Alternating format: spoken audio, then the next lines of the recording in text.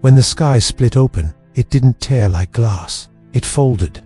Clouds collapsed inward, bending toward a wound in the atmosphere that glowed deep, unnatural, dark purple and black vortex. In an instant, every satellite dropped from orbit, streaking across the heavens like a shower of dying stars. Cities plunged into darkness and oceans recoiled from coastlines, as if in fear.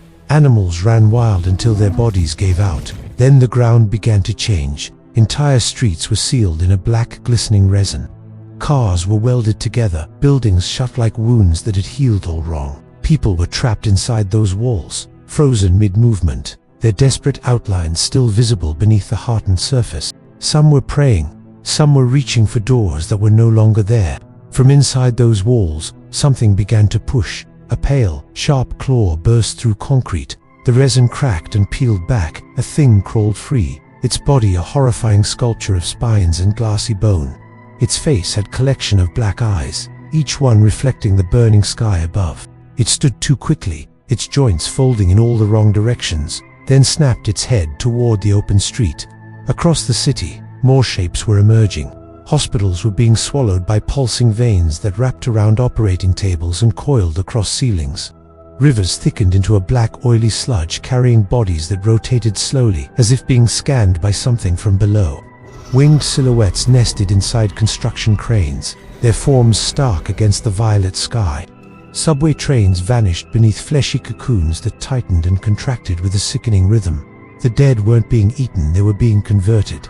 People ran through the ruins of a shopping district, their gas masks fogged, their boots splashing through a thick layer of ash. Beneath them, the pavement swelled, like something breathing just under the skin. The first crack shot through the road. The second split an entire intersection. Then the street exploded. A tower of maroon, translucent flesh surged upward, its internal organs glowing like ghastly lanterns. Thousands of eyes opened and closed along its torso. Gravity warped. People ran, screaming as the air dragged them sideways into the creature's gaping body. They vanished. The road sealed itself again. Silence rushed back into the city, like a held breath finally released. An empty backpack rolled across the deserted intersection. A single drop of blood landed on it from above. The camera tilts. Clinging upside down to a streetlight is another creature. Its jaw unfolds sideways and its mouth lined with needle-thin teeth sliding out from inside. It drops. Survivors running were picked one after the other till none was left. Across the skyline, a woman climbs onto the roof of a burning apartment block. She fires a flare into the clouds. Red light streaks upward. In response, the sky peels open wider. Gigantic, grotesque shape descends slowly. Faces grew along its surface, screaming silently before melting back into the flesh. Long tentacles trailed beneath them, dripping a luminous acid that carved holes through rooftops. The flare touched the floating giants. It didn't burn it, it simply vanished. Every face along the creature's body rotated toward the woman on the roof. She rose into the air, untouched, lifted by an unseen force. The flare, still burning, fell back to the rooftop, landing beside a pile of ash that had been a person moments before. This wasn't just happening in one city. Across the world, deserts filled with bone towers that pulsed like breathing lungs. Cities reshaped themselves into organic, sprawling hives. Oceans sprouted black spines that tore through ships and oil rigs alike. Mountains were hollowed out, becoming nests for things too large to move quickly. This wasn't an invasion, it was a renovation. Deep underground, a single man sealed himself into a military bunker. He slammed the heavy steel door shut, locking every bolt. The emergency lights flickered red.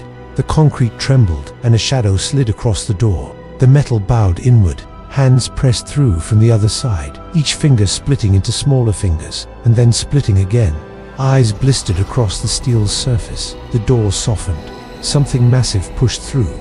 The lights went out. From orbit, Earth no longer looked like a planet. Dark, pulsating veins wrapped around the continents. Storm systems rotated backwards. Entire oceans glowed with a faint, eerie light, as if something enormous was moving just beneath the surface. The world pulsed once, twice, like a heart that no longer belonged to us. We didn't survive the end. None of us did.